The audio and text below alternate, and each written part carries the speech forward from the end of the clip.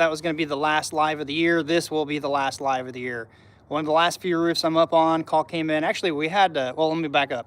The videos you just watched, I'm trying to think which ones I'd shot, released were of December 19th, I think.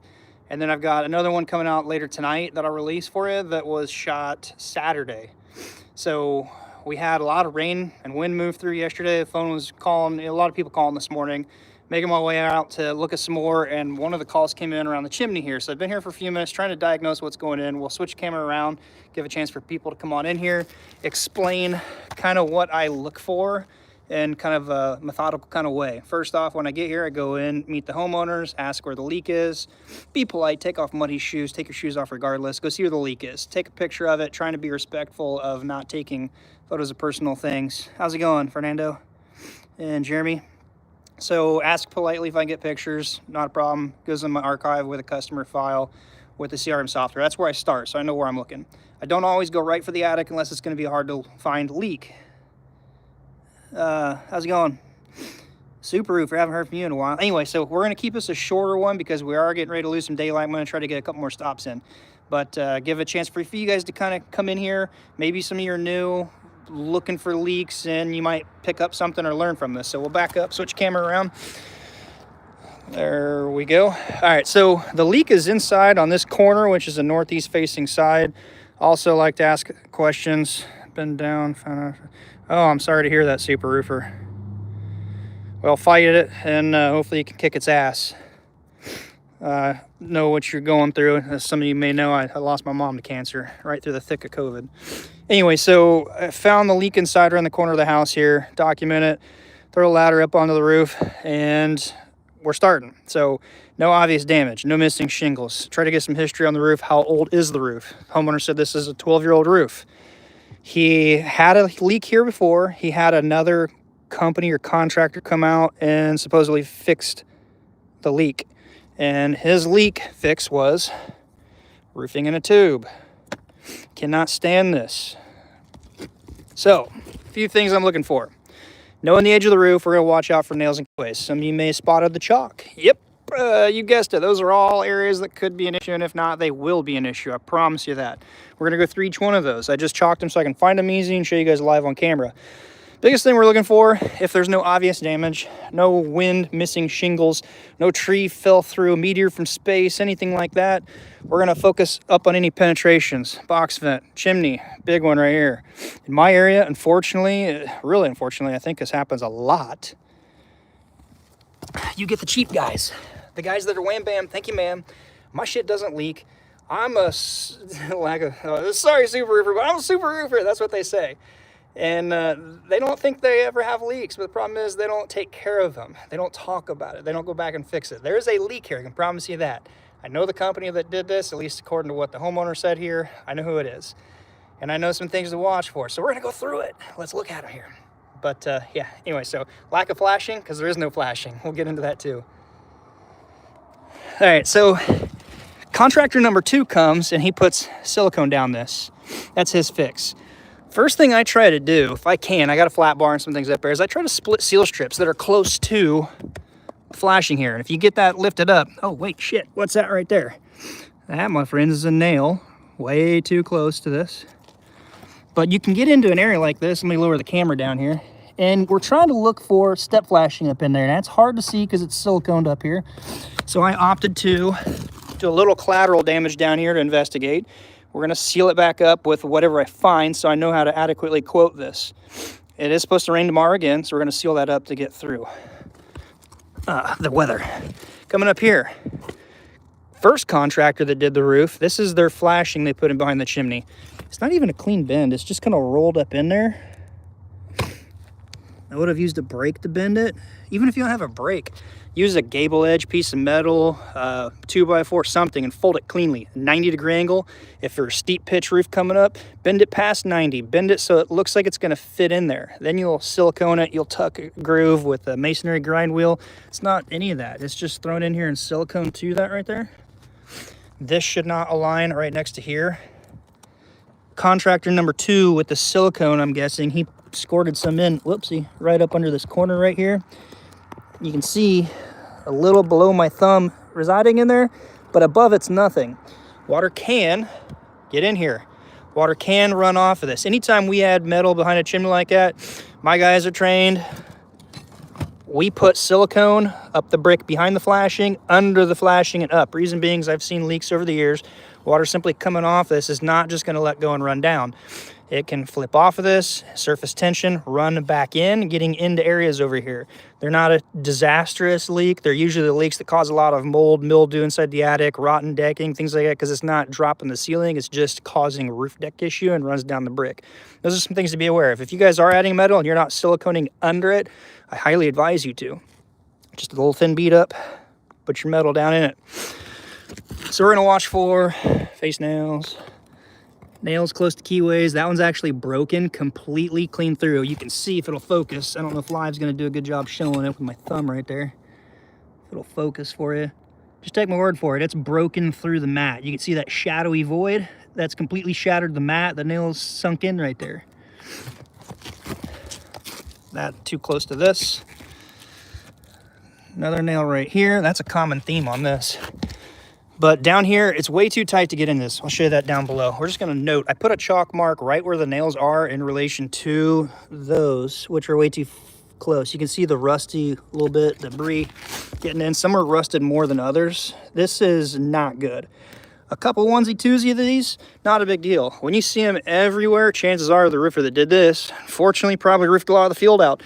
And by the way, that wall over there is leaking as well. There's no flashing in that wall. More, way too close. See that dirty water debris trail right there? People tell me that that doesn't cause a leak. I promise you it will. Shut up, JHH. Just, whatever. Okay. Hopefully you're kidding about something. Anyway, more all over the place. That one's broken completely, and you can see the spot where water's running into it too. I don't know if I'm the only roofer that finds this stuff or what, but a lot of people say that doesn't leak. I even had a sales rep, brought a mock-up board here at Kokomo, and here, let me go with me. I went in for some food. It was over at our local Reese. I'm eating. Some of the other contractors know come in. He's like, oh, he's out there trying to teach people, but yeah, he's fixing shit that we're pointing out to him. Yeah, he's got nails just like this right in the middle. He's like, oh, well, according to whatever, blah, blah, blah, blah. I hate people that recite shit, and they think that they're perfectly fine off the hook. You might have an engineer sitting behind a counter that doesn't have real life experience that says, oh, well, this should work, but it's too damn good to revise and fix things from people out in the field that find it. So if you're one of those that say, oh, not going to be a problem, then just keep doing what you do. If you're one that has some logical thinking in your mind, you're like, well, that could pose a problem. Maybe I ought to move them past the 1.5 inch. Maybe I should move them about 2 to 3 inches. You know, you wouldn't stagger a keyway 1.5 inches over. Kind of same concept. When that nail starts getting loose, it's going to be a penetration. So look at some more of these real quick. But anyways, yeah, so that guy, I'm not going to name the manufacturer, who the sales rep was, but he was out there frantically cutting and moving stuff, and it's kind of funny. More, right smack dab titty in the keyway right there. There's no reason for this, and they're all the way out. More, when I had a double line, it's like right in it. There's another one. Now, I'm not saying this is the problem, because that one there still seems a little sealed, but it's not good. Give it a few more years with the elements getting on it, and that will be a problem.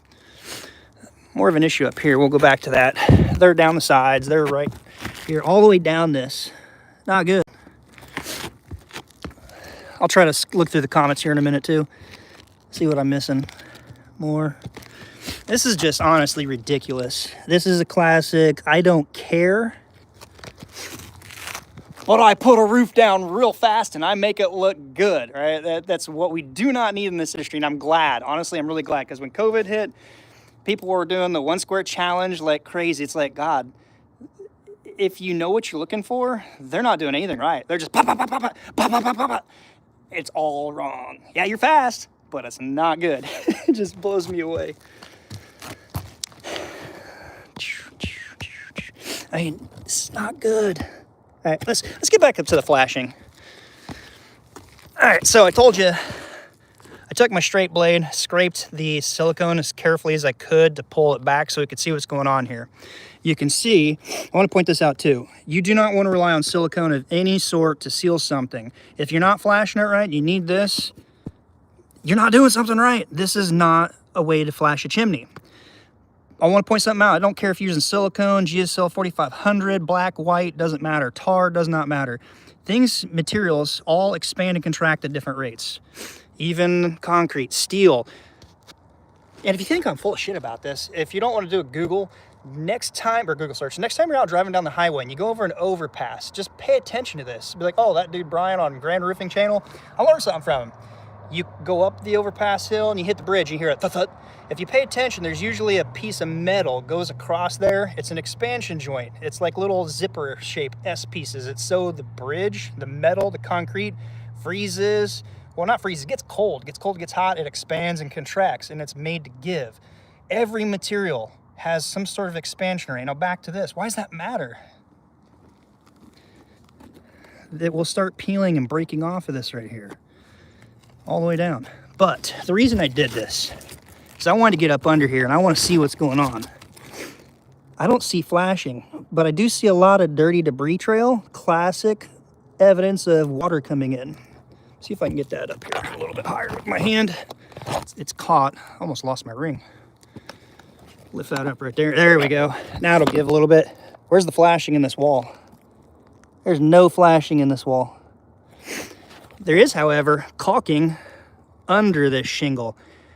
They squirted caulking down and then threw their shingle down all the way up this wall. I could not find a piece of flashing anywhere in here. Now, benefit of the doubt, they may have possibly had a piece of roll coil stock or step flashing down to the roof deck and then the roof on. But that's not right. Don't do that. You should have a shingle and a step flash. Shingle and a step flash. And if you are going to use a coil stock, make sure it goes up far enough, make sure it goes out far enough. I personally would run ice and water under it, put your metal down, and then put a bead of sealer, not right at the edge, but bring it in a few and keep your nails on the outer edge of where that nail, not nail line. So imagine like a good 10-inch, 14-inch piece of coil stock coming out. If you're going to put a seal strip here under those shingles, keep your nails on the far right side, dog ear the top of the shingle, more sealer. But honestly, just don't do that. It's really more work.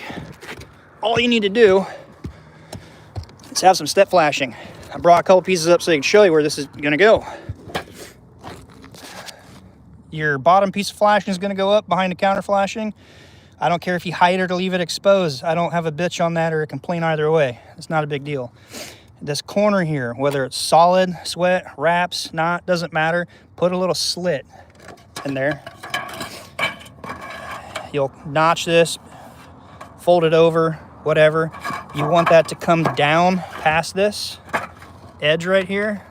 Doesn't have to go far, but past it. I see way too often somebody will just terminate it right there and it leaves a hole. Or they'll bring it down, but then they make the mistake of simply cutting this and folding it over, or cutting it up right here and folding this part down that way. Neither of those are good. You're gonna have that penetration right there. For the sake of learning, I'll sacrifice this 70-cent piece of aluminum. With this cut right here coming up just a little ways, tuck it under, bring that out a little bit. Now you could have bent it a little bit different. It just needs to come down past that cut part where your other flashing comes up the wall here. That's it. It's going to go down on the shingle.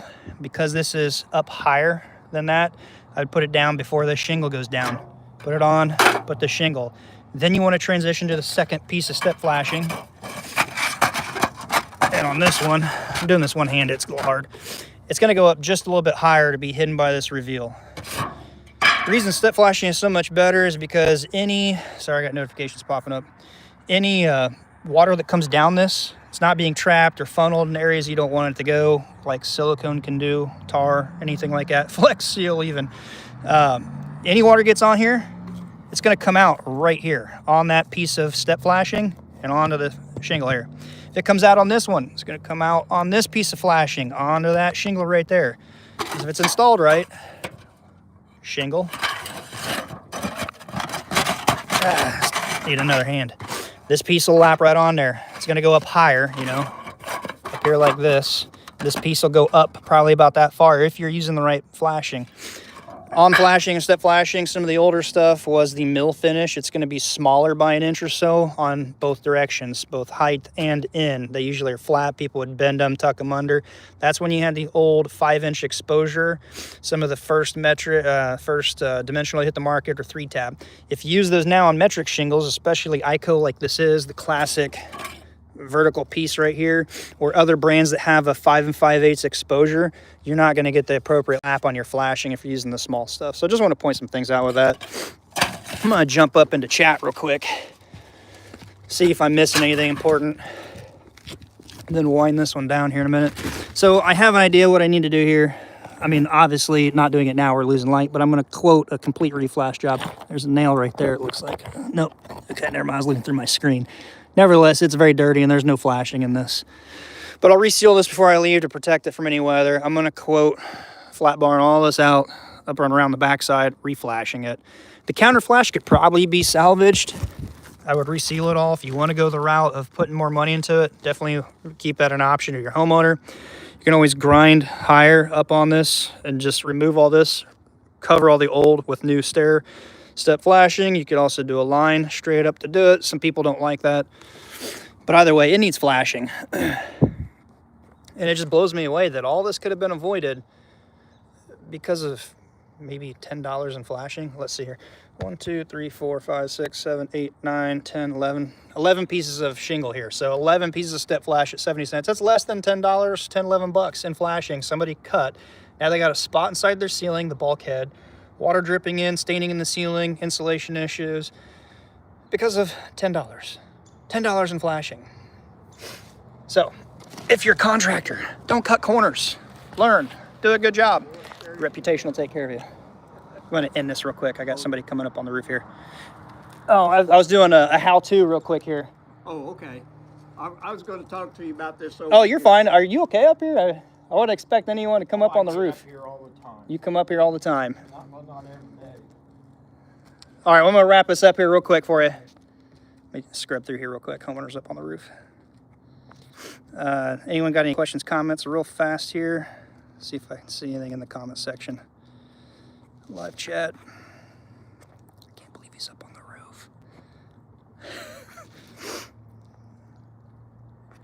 roof. He's on a flat section now, so I'm just going to roll with this real quick. I'm just going to see if I missed anything important here. No, roofing is not complicated. It's really not. Apparently, it's very complicated to do a good quality job, though. So I'm just scrolling through these comments real quick. Can I point where the nails should go, Coors Light? More than not in the area where two shingles come together. They need to be out a little bit. My rule of thumb is no different than a standard step, a stair step, a book, a zipper, whatever you want to refer to it as, your shingles where they touch. You would want to butt those over about every 5 inches or so, nothing less. You want to keep your nails about that far out.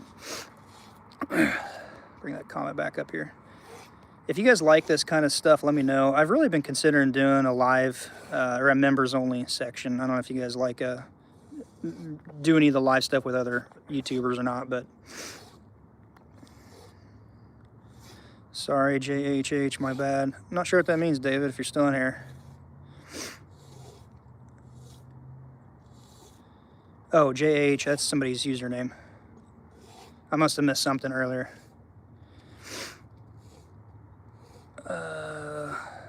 Oh, somebody was telling JHH to shut up. What did I miss?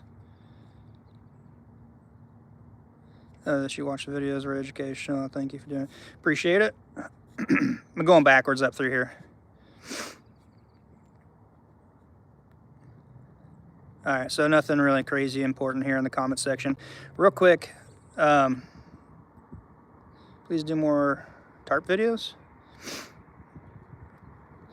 If you guys like this kind of stuff, let me know. If you like the live kind of troubleshooting, let me know. And also the members only section. If you guys have any ideas of if it would be beneficial to do special exclusive like live Q&A, special things for whatever, if it's going to be a homeowner, a DIYer, a contractor, just whatever, let me know.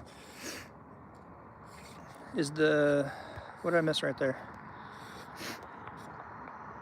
Nope. I don't know. I gotta scroll through and pop that back up, see what it was. Anyways, This is the last video because tomorrow is going to be New Year's Eve. And then New Year's Day, I'm not doing anything. Weather's going to go to crap here again. Let's see what you guys but yeah, if you guys do like any of the member-only section, give me some ideas what perks could be, what kind of things would be beneficial for a live or for a member section. If you don't think that'd be beneficial, then let me know. It's easier for me to not have to do anything with it. But all right, comment if you have any questions after I'm done here, because I think all these comments are going to be gone. I'll watch this back later tonight, see if anyone has any questions. I'm also going to release the video a little bit later today, but I got to get busy, got to talk to this guy, try to get one more stop in. As always, until next time, be safe. Happy New Year's. A day in the life of a roofer. Yeah, I considered that, but yeah, any questions you may have, let me know. Yes, definitely will do. I need to get home and get me some wine in me. My back is killing me. You'll see I talked in a video the other day I shot. Hopefully that'll go out live tonight. It's with a fall restraint. I had a harness on because I was up on a little bit of a steep, dangerous job the other day on Saturday. All right, we're going to get out of here, guys. Appreciate it. As always, until next time, be safe. We'll see you on the next one. Happy New Year's.